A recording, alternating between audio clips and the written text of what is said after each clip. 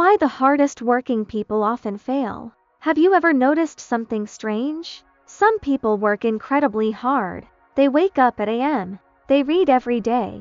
They exercise consistently.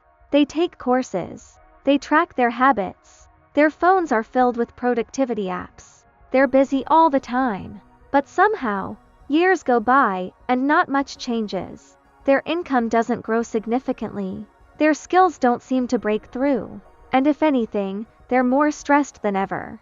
Meanwhile, there are other people who don't seem nearly as obsessed with productivity. They don't post morning routines. They don't share study plans. Sometimes they even look lazy.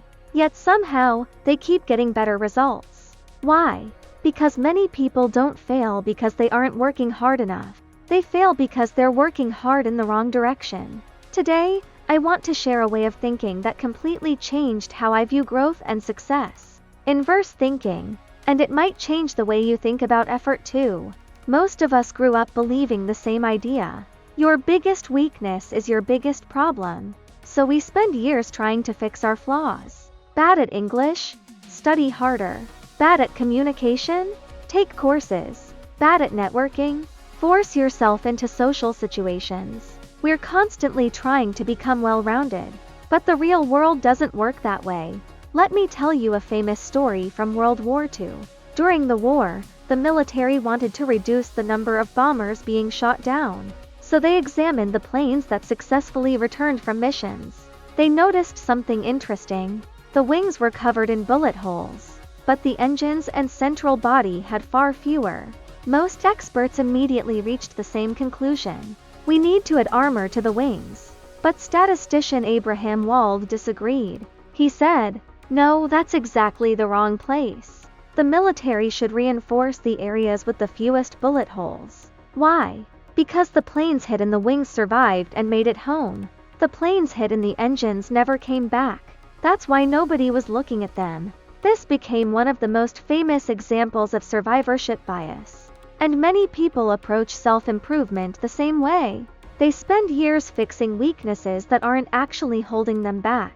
Meanwhile, they ignore the strengths that could completely change their lives. Your weaknesses might determine whether you survive, but your strengths determine whether you stand out. The people who create extraordinary results are rarely good at everything. They're exceptional at one thing. Instead of spending all your energy fixing every flaw, invest more time into your greatest strengths. Average people aim to be well-rounded.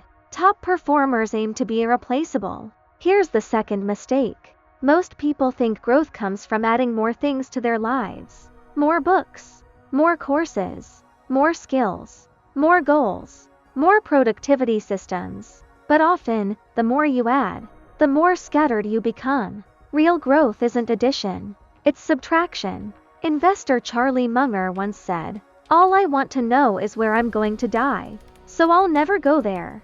That's inverse thinking. Successful people don't just ask, "What should I do?"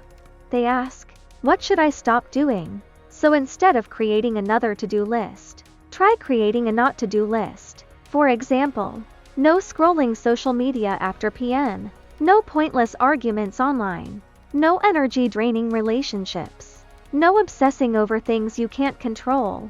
A lot of people aren't stuck because they're doing too little. They're stuck because they're doing too much of the wrong things. Here's a simple tool you can use immediately. Most people set goals like this. I want to lose weight. I want to save money. I want to earn more. I want to become successful. Sounds great, but most people quit. Instead, ask yourself a different question. If I wanted to completely ruin the next year of my life, what would I do? The answers come surprisingly fast. Stay up late every night. Scroll endlessly. Avoid difficult work. Eat poorly. Run away from challenges. And suddenly, you've created a roadmap of exactly what not to do. Humans aren't always great at chasing rewards, but we're very good at avoiding pain. So, instead of obsessing over success, start by eliminating the behaviors that guarantee failure. Sometimes that's all the progress you need. Growth isn't about turning yourself into a productivity machine, and success isn't about filling every minute of your day. It's about directing your energy toward what actually matters. The next time you're working hard, ask yourself one question. Am I moving closer to my goal? Or am I just staying busy?